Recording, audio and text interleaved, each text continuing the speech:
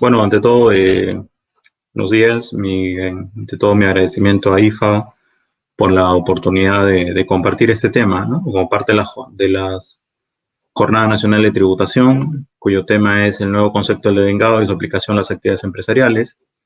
Bueno, nosotros un poco hemos compartido un trabajo vinculado con el nuevo concepto del devengado aplicado al sector construcción, y es lo que un poco digamos, el trabajo por escrito van a tener más detalles del mismo, y esta es un poco una presentación bastante corta para reflexionar sobre este tema. Entonces, se nos plantearon, como parte de las jornadas del trabajo, dos preguntas. Una de ellas, ¿no?, que es básicamente nos dicen, al haber el decreto legislativo 1425 establecido expresamente la posibilidad de aplicar el método previsto en el artículo 63 de la Ley del Impuesto a la Renta en torno a la imputación de la renta anual, ¿es legalmente viable recurrir a la NIF 15, anteriormente la NIC 11, a fines de su correcta aplicación? Y bueno, en su momento vamos a compartir un poco son reflexiones al respecto, igual lo tienen en el trabajo, ¿no? Como sabemos todos, la NIF 15 reemplazó a la NIC 18 y también a la NIC 11, entonces, de alguna manera, contablemente es la norma que en este momento está vigente y que deberíamos aplicar para efectos contables, ¿no?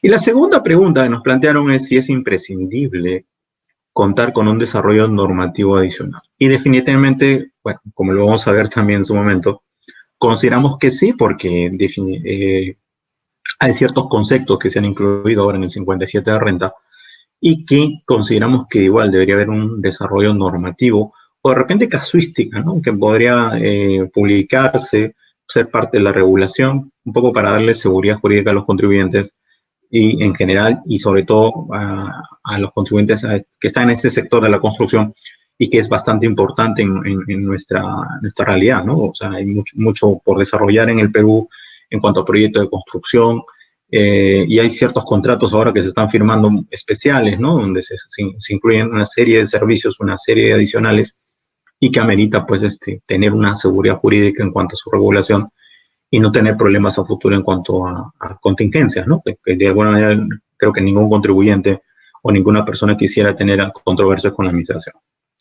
Entonces, ante la primera pregunta, ¿es viable recurrir a la NIF 15, anteriormente la NIC 11, a fines de su correcta aplicación? Consideramos que sí, ¿no? Fuera del análisis legal, si la NIF son fuentes de derecho o no, creo que hay otros trabajos que están analizando un poco el tema. Pero como hemos dicho, si la NIF 15 reemplazó a la NIC 11, creo que debería ser una fuente a la cual debemos recurrir, como ponemos aquí, en la medida en que no se oponga a los criterios generales de la regulación de los devengados, ¿no? Los criterios que ya están en el 57 y que algunos dicen que, bueno, se hablen, es más, creo que en la exposición de motivos se menciona que es un devengado de índole jurídico. Ahora, el otro problema aquí es si la administración tributaria aceptará el método que el contribuyente elija. En la medida que hay ciertos métodos que, ¿no?, el contribuyente podría escoger para hacer el reconocimiento de sus ingresos. La pregunta, la duda es, ¿la SUNAT aceptará el método que ha escogido? Y de algunas experiencias de procesos de fiscalización anteriores, la administración podría decir, este método no era el adecuado, este sí. Pero en la realidad de los hechos, aquí ante lo que podríamos estar es un diferimiento del ingreso, ¿no? No era en el año 1, sí era en el año 2, y es simplemente una diferencia temporal, pero bueno, es un poco lo que teníamos. Y en cuanto a la pregunta 2, si es imprescindible contar con un desarrollo normativo adicional, consideramos que sí, definitivamente, ¿no? A finales del 2018, en septiembre, me parece que salió este decreto legislativo 1425, estableciendo estos criterios de devengado. Esperábamos que el reglamento estableciera ciertos nuevos, ¿no?, conceptos en cuanto a definir de alguna manera qué era un hecho sustancial, o, por ejemplo, definir qué es grado de avance, ¿no? O, por ejemplo, también, bueno, de hecho, sí, el reglamento estableció una pequeña referencia a los hechos o eventos a considerar en el futuro para que posibiliten un diferimiento del ingreso. Igual sería ideal tener una regulación más clara al respecto. El tema del mejor método. ¿Cuál es el mejor método? O sea, es un poco, en el caso de los servicios, ¿no?, la misma norma dice, la SUNAT determinará cuál es el mejor método en un procedimiento de fiscalización. O sea, te dan 3 opciones y dice la norma que la SUNAT establece el el fisco establecerá el mejor método. La verdad es que eso genera cierta inseguridad jurídica porque no vamos a si de repente en una fiscalización me van a desconocer el método que yo apliqué, ¿no? Que yo establecí que era el mejor. Y después, y en lo que es construcción, bueno, la NIF 15 también establece ciertos métodos de reconocimiento de ingresos y que se escoja uno u otro, la administración también lo podría observar, ¿no? Y después también el tema de los trabajos ejecutados. El 63B ¿no? El artículo 63, inciso B de la Ley de Impuesto a la Renta, de alguna manera indica, oye, en función de los trabajos ejecutados, reconocer en función de los trabajos ejecutados. ¿Qué deberíamos entender sobre ello? ¿No? Entonces, y lo otro, también el otro concepto, digamos, importante es, mucho más importante, definir en las normas qué es empresa de construcción o qué tipo de actividades podrían encontrarse dentro de lo que es empresa de construcción. En la ley del IGB sí tenemos regulación expresa sobre lo que es una empresa de construcción. ¿Por qué no en renta? Entonces, consideramos que sí, efectivamente debería existir una regulación o una normativa de alguna manera clara sobre qué deberíamos entender por empresa de construcción, para de alguna manera todos estar tranquilos, ¿no? Los que están en ese sector o desarrollen alguna actividad que de repente podría encajar dentro de esta norma y aplicar lo que corresponde, ¿de acuerdo? Bueno, un poco también ya para ir cerrando, algunas conclusiones que queríamos compartir con ustedes de este trabajo. Como decimos aquí, al no existir aún, y a pesar de los cambios efectuados, reglas claras para el reconocimiento de ingresos en los contratos de construcción, no debería aplicarse sanciones tributarias toda vez que solo es una diferencia temporal. Como hemos dicho, o bien es devenga el ingreso en el año 1, o en el año 2, o en el año 3. Son simplemente diferencias temporales.